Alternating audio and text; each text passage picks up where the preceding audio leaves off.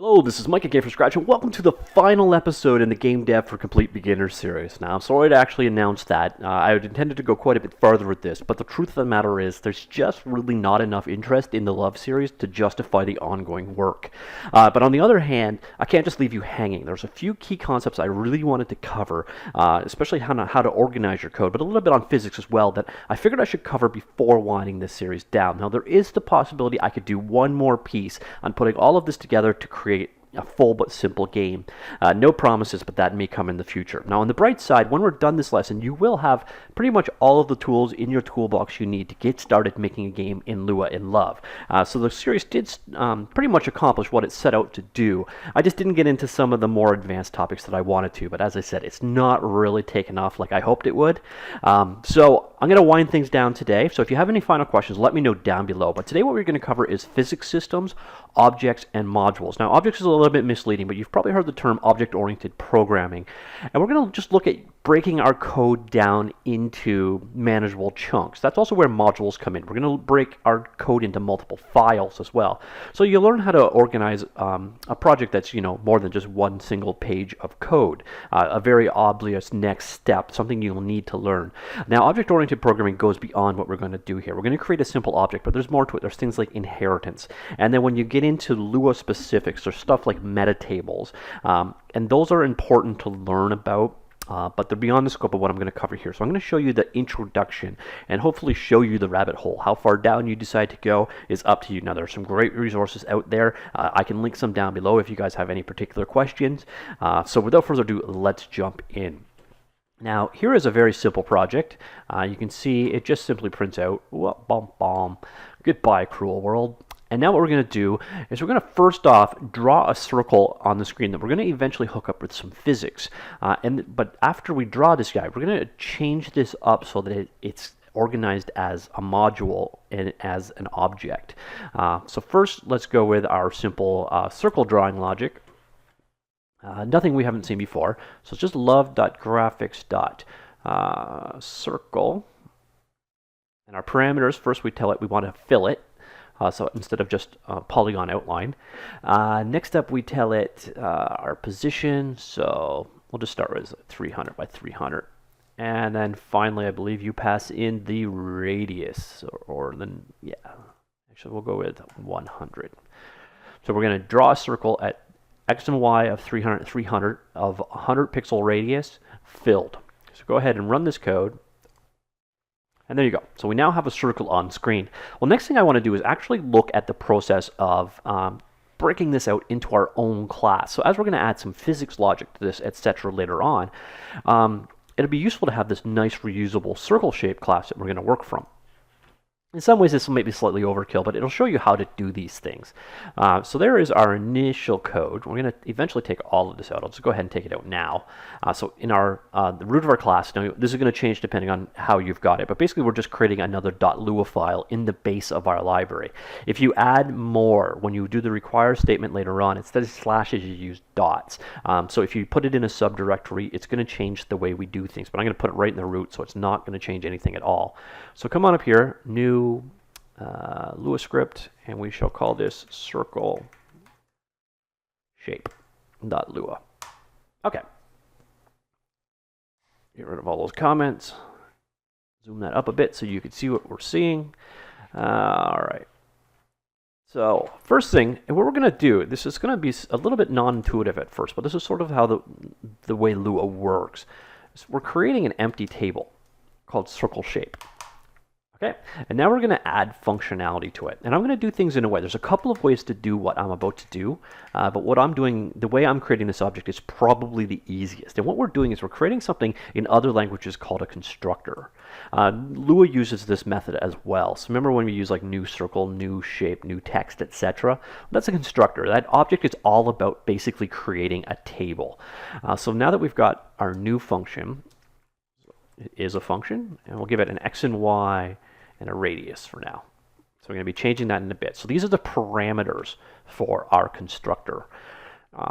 Now we want to go ahead and do just local self equals self or right.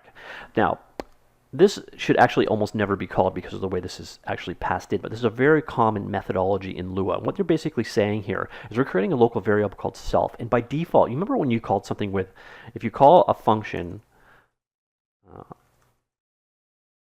this way, using, oops, my function, I won't say that one out loud, like this, then the first parameter is automatically defined as self. So that's what we're doing here. We're basically saying local self equals self or a blank table. So you'll see that kind of code all the time in Lua, and it all depends on if it's called with a dot or a colon, if that self function is passed in. But it's a way for a function to have persistence so that it knows what its local values and local variables, etc. are on each call. Otherwise, you have something called a static or a global instance. All right, so how did I end up down there? So now we're going to define some properties to self. So this circle shape's own self is going to have an x. We'll send it to the value of the x that was passed in. Self.y equals y that's passed in. Self.radius equals radius that is passed in. And we'll leave that alone for now. Next up, we're going to create something called member functions. These are functions that can be called on our circle shape. And we're going to define them the same way that we're defining everything else here. We're going to apply it to self. So now we're going to go self.draw equals function, like so. And then love.graphics.draw, oops, love.graphics.circle. I can't type today. Fill self.x, oops. I'm still inside of my, there. Self.x, self.y, self.radius. All right, so we're really just calling, we're drawing a circle and we're using the x, y, and radius values that we passed in earlier. And really that should be about it. Now there is one very critical thing we need though, is our new function here, our constructor. Well, we went ahead and created one of these locally, but then that's it. So what we need to now do is pass it out. So we can create a new instance of circle shape. And we just do that with a call to return self. Oops, no semicolon. Like that. So now our return value from circle shape new is going to be a new circle shape. All right, we'll save that. Now we need to go ahead and use this code somehow. And that back here. And this is where modules come in. And there's a function built into Lua called require. And require is essentially going to run whatever script you pass it in, minus the .lua extension. So we don't need the Lua extension. So we just pass in require Lua shape. Now it's going to go ahead, and when it runs into this statement, it's going to run through that statement. And so it's going to run all of this code. So it's going to create a new global object or new global table called circle shape. And then we're going to immediately give that circle shape table the value, the function new. Okay? And then when you call that function new, it's going to create a new circle shape, which it then returns. So this is a very simple way of implementing objects in Lua. Probably the simplest way. There are other ways, and there are ways if you require something called inheritance, that you're going to want to do it otherwise. So you can copy attributes from other tables, but that's beyond the scope of what I'm covering here. And in that case, you use a slightly different technique. You generally end up using something called a meta table at that point. But again, I leave that as an exercise to the reader. So now that we're back here, we've got our circle now.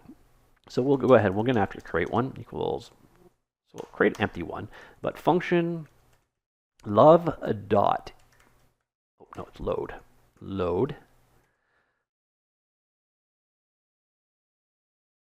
Okay, so in our load, so now we want to go ahead and create that circle. So circle, and so okay, circle equals circle shape dot new, and it takes the x, the y, and the radius. So now we're going to give it a little bit better of a value. Now everything in here is defined by its center point. So we're going to go love.graphics. Why am I not getting IntelliSense here?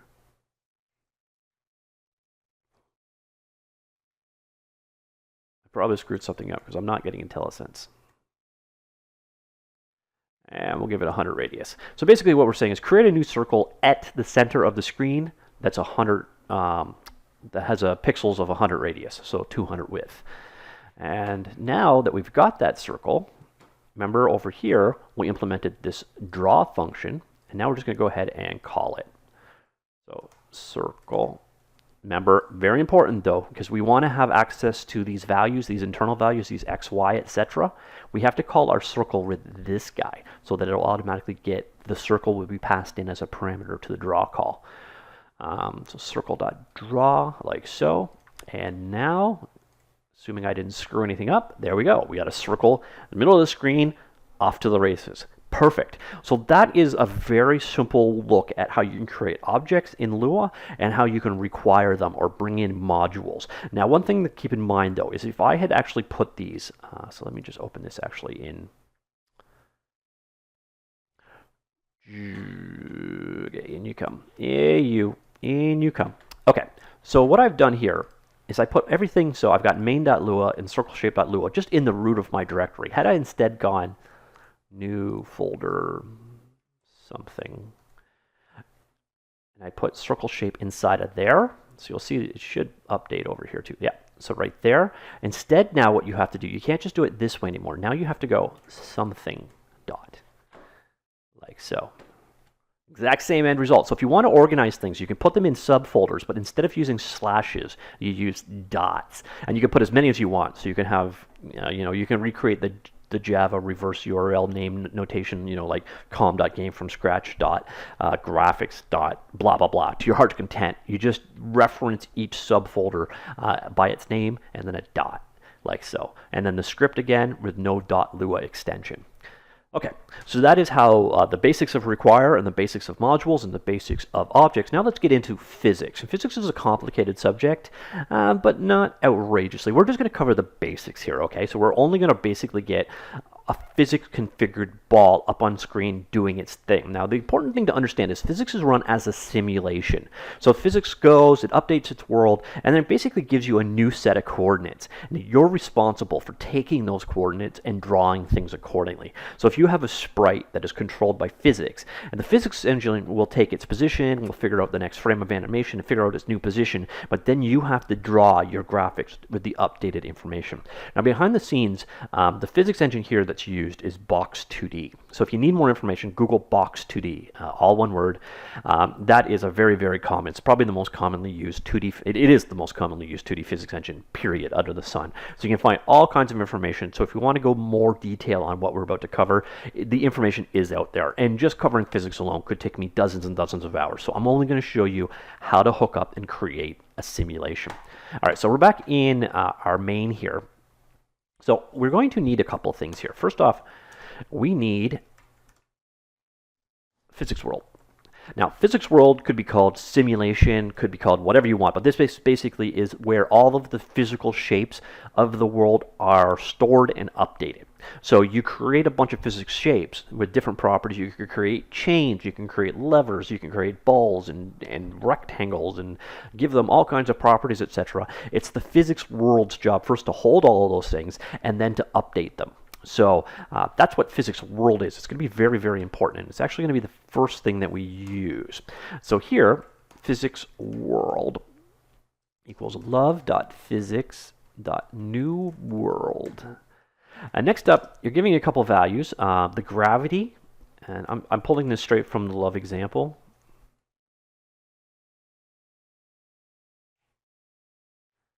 I believe 9.8 is the meters per second that things fall. This times 64, I'm assuming, is to translate into pixel units. I'm not entirely certain their logic behind this, but it does give you reasonable values to use this. But basically, here you're representing the value of gravity. 0 being no gravity left and right, and then this is your value for the amount that gravity is pulling down on the y-axis. And I forget what the true is actually stands for. I should look that up, but I won't bother. I think you use it pretty much every single time. Okay, so that is our physics world now exists.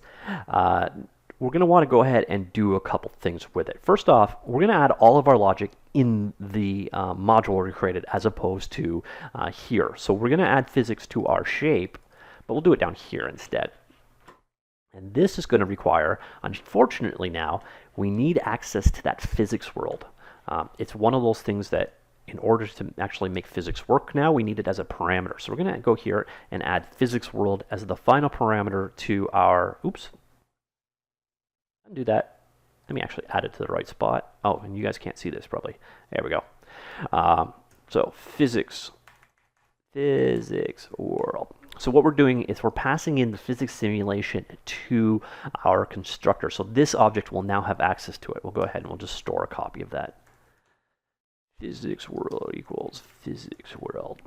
Okay, so we're passing in the physics engine as a parameter in our constructor, or the function responsible for creating our circle shape objects. So now we have access to the physics systems. And now we can go on back here and actually add that. So circle shape. All right, so we got an obvious problem that our physics world isn't actually created before our circle. So we need to change the order there. So finally, let's change this guy out to be physics world.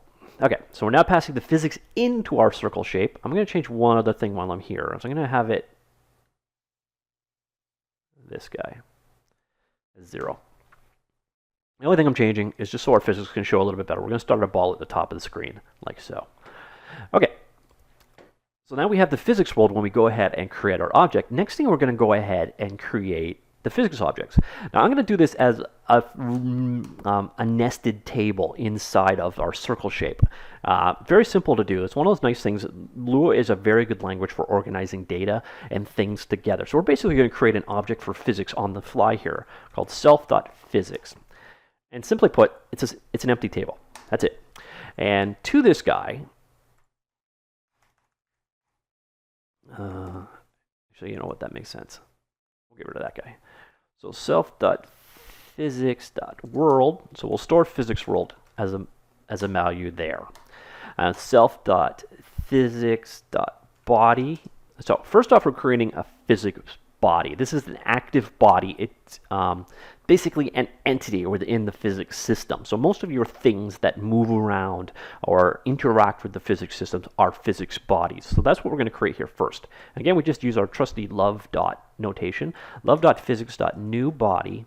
So this is a new physics body, and it's confusing because you're going to think of the physics body as being the body, like our body, with physical properties, etc. But those are actually something different. We'll see in a second. So a physics body just basically means something in the physics simulation.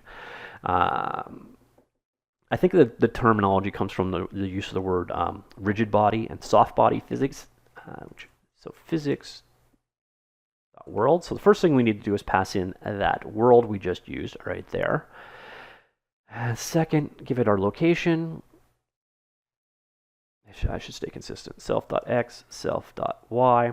So this is the location. Now, as I said earlier, the simulation is separate to your graphics. So your drawing routines and your physics routines are kind of different things. So if you tell the physics simulation where your object starts, and then your physics engine updates it, and then in turn you tell it where to draw. So that's where this correlation is. So we're passing in our starting location, which is this x and y value that's passed in when we call our function, which in turn were, the width divided by 2 and 0 as of now. So x and y, and then finally you pass in the value dynamic. And this basically says this is a guy that updates. It's active. This is one of those things in the world that's going to move. It's not just there to be hit or collided with, or not just a trigger. It is actually a full-blown object to be simulated as part of the simulation. Okay, so that created the physics body. Next up, we create something called the shape. Physics.shape. And the shape is simply the physical outline, the bounding box or the container or the control or the size to basically define the outline of our physics object. And we're going to go ahead and live.physics.new circle shape. There's a rectangle shape, a couple other shapes. There's a polygon shape where you can define the border or the outline. But we'll use circle because obviously we're dealing with a circle in the first place. And we just pass in the radius to that guy. Okay, so that is the bounding area of our physics body. So when our physics shape runs into conflict with another one, when they contact each other, this is what's used as the outline. And then finally, we have one last piece we need to define called the fixture. Now, the fixture is the physical definition of the actual shape. So this is where the properties, like how bouncy or the restitution of the object are, the physics properties of it. I'll actually, I should bring those up because Physics fixture love 2D wiki. All right. This is actually important enough. I should have had this window up already, so I'm sorry that I'm having to do this after the fact. So what we want then is fixture, and that returns a fixture. All right, so here is the important thing with the fixture. Fixture defines things like restitution, so it also ties together things like shape, but density, friction, mask, which determines what a thing can collide with what other kinds of things, etc. So that's where the fixture comes in. It defines basically things like weight and bounciness, to put it really simple, and what this thing can hit, if it's a sensor alone, etc. So it's an important class. Could just come on in here and you read about it in the wiki. There's a lot more information on what a fixture is actually capable of doing. But now let's go ahead and create one. And the fixture is mostly just tying together all these other things we just created. So love.physics.new fixture, like so, and we're going to pass in self.physics.body, self.physics.shape, and 1. I think 1 is just the index, but let me actually verify now that I actually have the help up. Fixture, new fixture. Density. Okay, so it's the starting density of your of the fixture. It's a good thing I checked. So we're just giving it a value of 1. Since I'm not using any real-world units here, I'm just making stuff up. The values I pass in obviously mean nothing. But once you start actually physically simulating the real world, you're going to want to use, accurate dimensions and sizes, accurate masses, etc. Okay, so we've just defined our fixture, which is a combination of the body we just defined and the shape we just defined. The body, of course, being the entity in the physics system, the shape being the outline of that entity, and then the fixture being the two combined, and then this is where all your various physical properties will ultimately end up. And speaking of which, actually, you know what, I'll come back to that one in a little bit. All right, so now we have our physics system here. All we want to do is change one little thing. See how right here we're using our X and Y coordinates for updating our location? Well, now what we want to do is actually use the coordinates returned from the physics engine. So the physics engine is going to do a whole bunch of calculations, and for every single body that's in it, each frame that it runs, it's going to give you new parameters to basically say, you should be here now, you should be here now, you should be here now. And we're going to use those instead. So we're just going to grab self.physics.body, so this guy that we defined right here, and then the double colon, very, very important to use this guy instead of the dot, because we need to have access to all of its properties, etc. And get X. And then this guy, of physics.body, get Y. So now we're getting the location. When we draw our circle, we're going to draw it based on the location of our updated physics entity. Now our physics entity should be in the same location because when we created it, we gave it our location, and then it's going to update, run its simulation, and keep moving our ball around. So that's how these two work together, kind of. So like I said, your graphics aren't tied to your simulation and vice versa, so you need to pass this information back and forth between them, which is exactly what we're doing here. And I think that's about it. So now we go on back to, so there is our shape. So here's how you can, nicely organize a more complex class out into its own module, break out the complexity so you don't just end up with one gigantic Lua script. You can start breaking your game entities out into different files and organize them in a logical, reusable way. Okay, so we have our new physically defined shape. It's passed in the physics world. All we really have left to do on this side of the equation is update it. So function love.update, and remember it takes a value called dt. Okay, so this is our update called per frame. So this is, again, different from draw. An update is called pretty much every time your game should update itself, and part of that update process is updating the physics world. We just call physics world and update. And it wants the amount of time that has elapsed since the last time it was called, so we just pass in dt. And that's it. We should now have a physics system running and controlling our ball. Unless I've done many, many typos because I just wrote a lot of code. I probably did, but let's find out. Ta-da! Woo! So there is physics in the world. It's really that cool. It's that simple. Now let's make it a little bit more interesting by adding one more item into our world. It's the same basic logic we used before. We'll create a local variable called floor. Floor.body equals new. Oops, not mixing my languages up. Love.physics.new body. And this is a physics world being passed in. Love.graphics.getWidth. Now, there's an important thing to mention here. When you're talking about coordinates for physical objects, it's always relative to its center. So even though you might be using a sprite, which is just drawing to its top left corner, when you're defining physics objects, when you use coordinates, you're defining them relative to the object's center. So what I'm kind of creating here is a rectangle, but I'm creating it at the midpoint of the screen so that will make it all the way across the bottom. Hopefully that makes sense. So when you're dealing with physics objects, it uses its midpoint for calculations. And then finally, love.graphics.getHeight.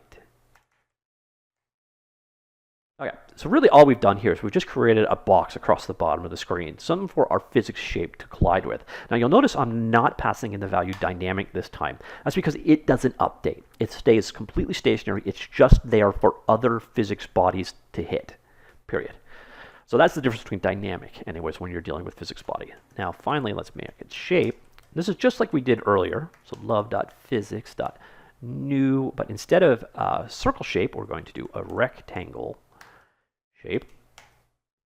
And graphics.getWidth and 10. So we're making it the entire width of the screen and 10 pixels high.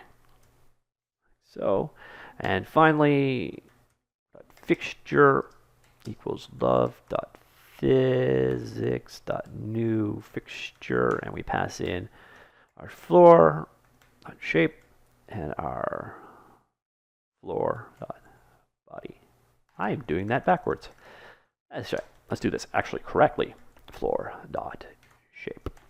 And in this case, since it's not dynamic, we don't need to pass in the density. Okay, so we've now created an object. The only purpose for it is for other things to hit it. You can think of this as the ground. And now let's see if it worked. Boing! Hey, there you go. So you can see we're hovering 10 pixels off the ground. That's because of this 10 value here. If you wanted, you could easily change that to 1. Probably look a little bit better.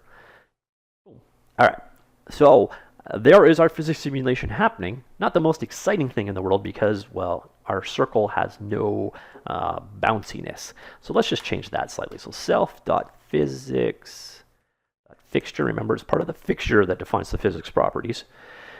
And let me see, what did I go with? I think I went with 80 or 9. Okay, that's pretty high. Set restitution 0.9. Now, if something has a restitution of 1, it basically rebounds at about the same rate that it came in. So you'll get pretty much a perpetual motion machine. With 0.9, it's going to decay slightly with each one, but restitution can be thought of as bounciness. It's probably a much better term than bounciness, but bounciness makes a lot more sense. Ooh, you should probably spell it right. Restitit onion. And then boom. So you see it's gonna, since it's 0.9, it's gonna decay slightly with each bounce, like so. And that is essentially physics in Box 2D. Now there's a whole lot more to it, but I'm already at half an hour, pretty much the longest video I have done in this series, but it is the last one, so I'm gonna try and get as much in here as I can. But I'm gonna cover one last thing, and that's actually applying some actual oomph to the shape as it's updating. So here, we're just gonna add one more method. So we've got our draw call right here. Now we're going to add, actually we're going to add 2 more methods. Self.moveLeft.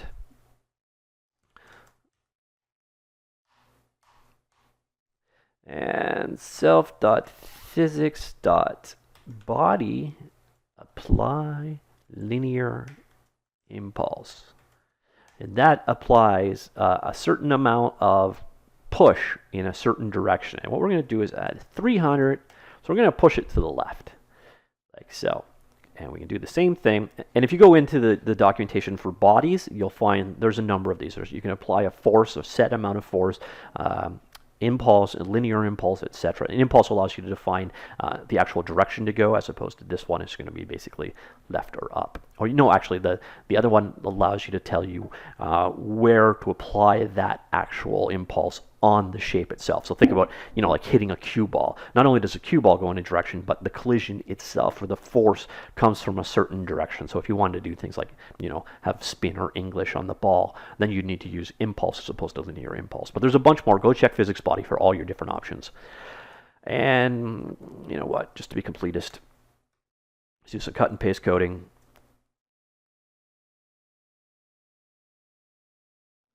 Move you to the right. There. Done. All right. Save that guy. Go back here. And finally, we just got to do something. So if the user hits the keyboard, covered all this already. Love.key pressed key. So if key equals left, then circle move left and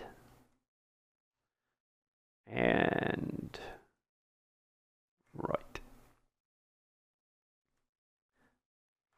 Simple enough. So we're just calling our method move left and move right on the event that we hit the left or the right key. And we shall go ahead and run the. So there's our bouncing. I'm going to hit the arrow, hit it a couple times, get more force, and let's go the other direction. Now you have to negate the impulse that you did from the one direction to go in the opposite direction, and done. And that's it. That is all we are going to cover today, and frankly, that is somewhat the end of the series. I hope you learned a lot. We covered quite a bit there. You've got all of the building blocks you need at this point to go ahead and create a game. You can draw sprites on screen. You can handle input. We haven't covered all of the input systems, but we've covered enough of it. The rest of Love works in the same pattern. You can probably guess at this point, how a joystick works as opposed to the mouse or the keyboard, etc. So we've covered some of these things. Now, we haven't specifically got into touch. I was going to cover that, and unfortunately, we're not getting there. But what I may do, if there is enough demand going forward, is actually do one last large tutorial on putting all this together to create a simple Pac-Man or shoot 'em up or something kind of game if there is enough demand. Unfortunately, there hasn't been a huge amount on this series. I'm not sure why. I thought there'd be a lot more interest in Love in general, and some of you have really seemingly been getting a lot out of this system, this series. So I hope you enjoyed it. If you have any questions, please do ask them down below. We covered a whole lot today because it is the ending. But we did cover, how to organize your code, how to split things out into modules, how to create simple objects. That's a subject that can get very complicated very easy. So until you have a reason, until you need inheritance, until you need the more complexity, this system I've shown you right here is about the easiest way to create modules of code. So once you start needing to inherit properties from others, then you're going to have to look it up a little bit more. There's a more complex system out there, but this will get you 90% of the way there, and this is about as easy it gets. We looked at require to bring in code that you've organized out, so you now know how to split your project out into multiple files. And of course, we now know how to create a physics engine. And keep in mind, I've only shown you the very, very smallest amount. There are things like surface-on-surface friction, so you can have surfaces that slide. You can create hinges. You can create springs. You can create all kinds of things in the Box 2D physics engine, way beyond what I'm... But you've got the basics down now. You create your physics world, which is your simulation itself. You define bodies, which are physics entities. Those bodies have shapes and fixtures, the shape being the outline of the body in the simulation, whereas the fixture is the properties of the body, as well as, being a holder for both the body and shape. And that's kind of it. The terminology can be a bit confusing at first, but you will get used to it pretty quickly. So there's a lot more there. I encourage you to jump into it. Once again, it's Box 2D. There's all kinds of documentation out there for it. And the wiki for Love 2D's physics implementation is pretty solid. A lot of times what you just need to do is go to the new blah, blah, blah. So if you want to find out about bodies, go to the new body function in the wiki. And then in the return type, you'll see a link for body. You can click on it, and then you can get all of the different properties that are available for it.